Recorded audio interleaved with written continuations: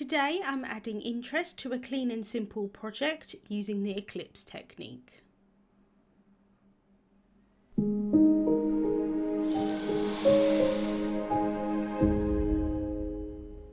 Hello there, Michelle Short here with Terrific Tags with Michelle. I'm here on the Altenew YouTube channel on the first and third Saturday of the month. So if you enjoy my videos, I'd love for you to subscribe. So let's get started. I have die cut 2 tags using the largest of the Terrific tag dies in the set from Classic Crest 110 solar white cardstock. I've placed it down onto some scrap paper and now I'm going to add some ink blending on top. I'm using the fuchsia colour from the Bubblegum Dreams Fresh Dye Ink collection and a mini blending brush, and I'm using scrap paper today because sometimes when I'm going kind of like far off the edge of a piece of cardstock, whether that be a card or a tag or anything like that, sometimes I find it blends quite nicely if you're doing it from paper to paper, so that's why I'm using it today. I am dabbing off some of the excess ink from the brush onto my scrap paper. Now this is definitely a waste of ink. I've been trying to get out of the habit of doing this, but for this particular tag I did want this ink blending to be really quite light to start with, because I'm going to sort of fade out the colour to the white of the cardstock. I do want to go in with quite a light hand. So I'm starting off with that fuchsia colour, like I say. I'm now going in with Sunray, and this is from the Golden Sunset collection, and this is the colour that I really want to blend out to the white of the cardstock. So I'm going in with a very light hand. At this moment in time, I'm literally just mapping out where I want the colours to be. I'm then going to go in with multiple layers to blend all the colours together and try and get a really nice smooth blend. I have done a little bit of thinking before I started making this tag, and I know that my image is going to be stamped on top of this ink blending on the right hand side of the tag. So I know that I kind of want the ink blending to be within that area. I don't want it to be necessarily precise, like exactly where it is. If some of the image doesn't have ink blending underneath, that's absolutely fine. But I kind of just wanted some colour to be behind the stamped image. So I'm now going back in with the fuchsia colour, and this is where I'm trying to blend the 2 colours together. So as the pink blends with the yellow, I'm going to get a nice orange colour to kind of blend between the two. You could definitely go in with orange here, but it is quite nice just to use the yellow and the pink to get the orange. It's quite a nice kind of unique orangey colour, if that makes sense. So I quite like to do it this way, and it's really great if you don't have that many ink colours.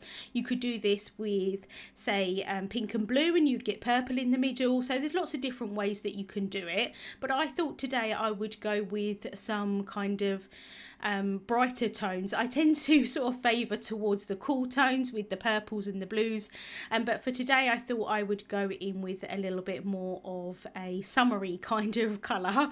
It's getting a little bit warmer here in the UK, only just, but it is getting a little bit warmer with spring, so that's always nice. So I'm now going in with magenta, and this is just a slightly darker colour in that Bubblegum Dreams collection. I just want that side part to be really kind of dark, make sure that it kind of looks pink rather than kind of orange or yellow. And as these inks dry, they will fade out a little bit and smooth out. So although it doesn't look like a perfect blend at the moment, once it dries, it does dry a little bit smoother. So just going back in with that yellow and just really trying to blend that out as much as possible, just to get a nice smooth blend.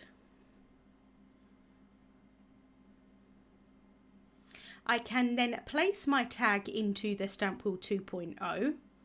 I am using the 2.0 today, but I think that the original stamp wheel would work for this stamp. It's not too big that it won't work, but this is the large image from the Craft Your Life project kit, Blossoms of Encouragement, and I want to stamp this image just on the edge of this tag where I've done that ink blending.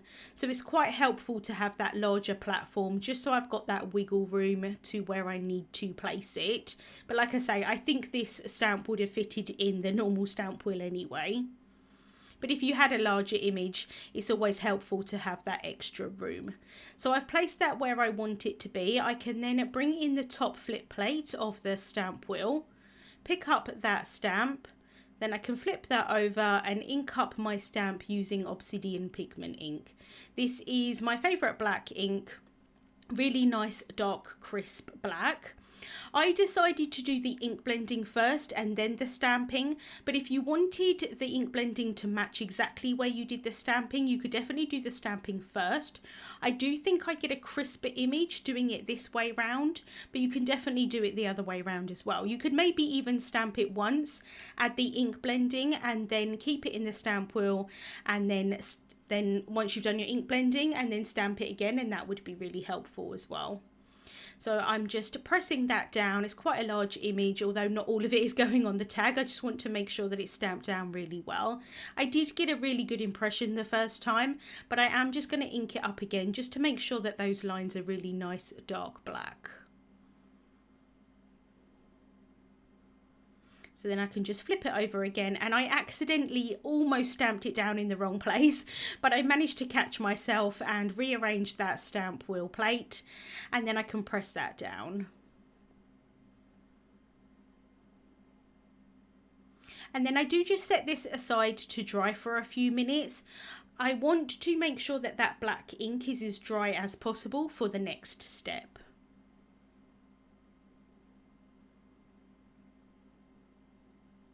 So I'm now taking the Halftone Circles nesting die set, and this is where I'm going to do the Eclipse technique.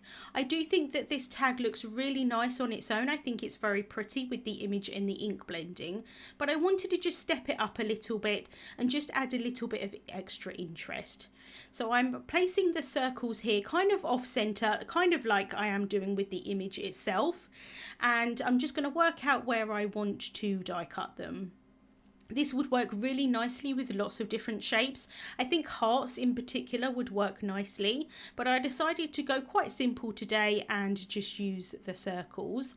I'm going to cut down some pieces of low tack tape that I use to hold the dies in place. I just want very tiny little pieces here because I don't want to accidentally kind of mark the tag or anything like that. I'm trying to be as careful as possible, and if that black ink isn't completely dry, I'm not going to lift up too much of that ink when I lift this tape up either. So I've just held those circles in place and then run those through my die cutting machine, and now I can lift off that tag from the plate. A couple of those circles got stuck to the plate, which is fine. I can just move them out of the way, and then one of the other ones stuck in the die. So I can just be really careful here and remove those dies from the background. And some of the ink did transfer onto that tape, but it wasn't too much, so you can't really see on the tag itself that anything has happened, but you can see here that I have got that ink on the die. So I'm just going to clean those dies with an alcohol wipe and it will clean right off.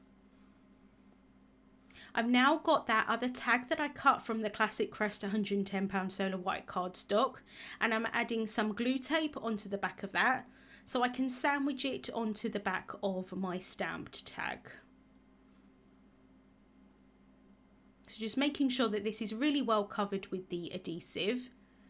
And then I can line up the two tags so they're kind of back to back. And the great thing about this tape is, although it is very strong once you stick it down, you have got some time to sort of wiggle things in place, which I find really helpful. So just sort of wiggling that, try and lining that up as best as possible. And then I don't want to accidentally get my fingerprints or anything like that in the ink blending. So I'm just bringing in a piece of scrap paper just so that I can use that to press that down. And it does stick a little bit to that adhesive showing, but it's not too bad. I have then die cut the circles 5 times from each of the sizes of circles from the same Classic Crest £110 Solar White cardstock. And then for the first layer here, I can just pop these in like a puzzle piece. And this would be the die cut inlay technique if you wanted to go down that route, but I'm going to go for the Eclipse technique today. So I've got those in place. I'm then going to flip over the tag and cut this circle off. I'm just using some scissors here. I find it easier to do it from the back of the tag. And now there are a few ways that you can build up dimension. I'm doing it with layers of cardstock, as you can see, but you could cut these out of some foam or something like that. That would work really nicely. And you can also cut these from lots of different colors. So I'm just going for white today. I do think black would work really nicely with this image and kind of like the colors that I've used as well, but you could do all sorts here. You could do like different colors of the cardstock. You could do like rainbow colors, which would be really nice. The idea of the technique is so that you can see whatever you add underneath kind of peeking out from the sides, like you would do when the moon goes across the sun. You would kind of see like the sun around the outside edges of the moon where it goes dark. And so this is the same, this is the premise of the technique really. So you're going to be able to see the white cardstock kind of peeking through around the sides. But like I say, you can definitely do this with lots of different colors of cardstock, or you could do it with foam or something like that. What I decided to do was just to adhere all of the layers of this cardstock together initially. I personally find that that's the quickest and easiest way to do it, but you can definitely do them one layer at a time. And I'm going to have to do that for the one at the bottom, because I want to cut the edges off. It's a lot easier to cut the edges off one layer at a time rather than trying to use scissors to cut 5 layers of cardstock. I think that that would be really quite difficult. So for those ones, I'm just doing one layer at a time. And now I've got all of my layers in place, I can bring in the stamped ones, and then I can pop those on top to complete the whole image. It does take a little while sometimes just to wiggle it so that those lines of the image are exactly in the right place. But now you can see the white of the cardstock peeking through the sides. I just think it's a really fun technique. So now I can add some adhesive onto the other ones. I'm using liquid adhesive here. I find that the easiest, especially because when I first place these down, they're not going to be in the exact right place, but then I've got time to wiggle them and line them up perfectly. I do need to kind of get my head right over this to make sure that they're lined up nicely. Obviously, I've cut that out of the video, but do know that you might have to kind of get right over it to make sure that they're lined up nicely, because you'll definitely see if they're not. So it is a technique that does require a little bit of precision at this point, but it is an easy technique to do. And it just adds that little interest onto a clean and simple project. I'm then taking some black twine and I'm tying that through the top of the tag, and then I can secure that at the front. I can then tie that in a bow. And it did take me a little while to try and figure out the size of the bow here. Did a little bit of fiddling for a while.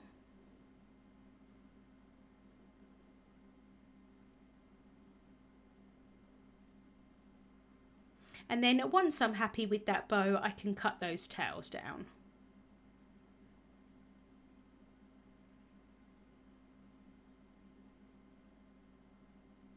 I have then stamped a sentiment from the Soft Blossoms stamp set.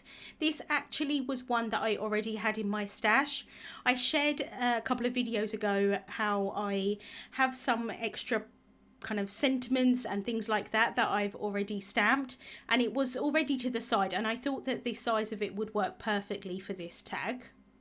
So I've heat embossed that onto black cardstock, and now I can add a little bit of foam tape onto the right hand side.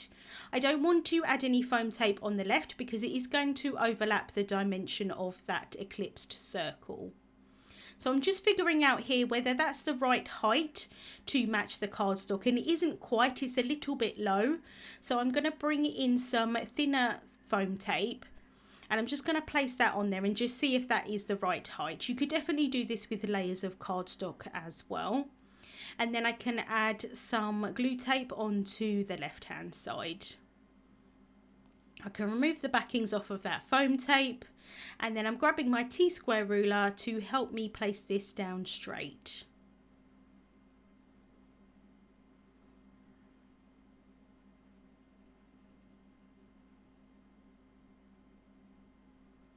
And then to finish off, I'm grabbing some black enamel dots from the Essential Black and White set.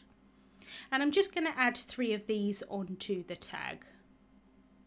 Just using the perfect picker here to help me lift them up and place them down onto the tag.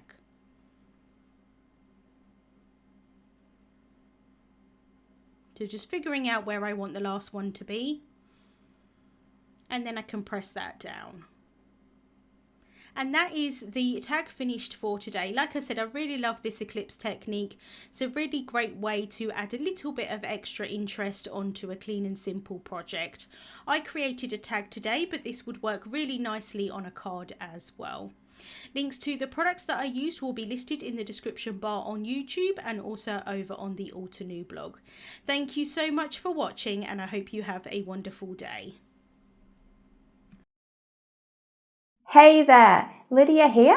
I really do hope that you've just enjoyed the video. If so, please subscribe to the Altenew YouTube channel. Also, turn on the notification bell so you can get your daily dose of crafty techniques and tutorials just like this.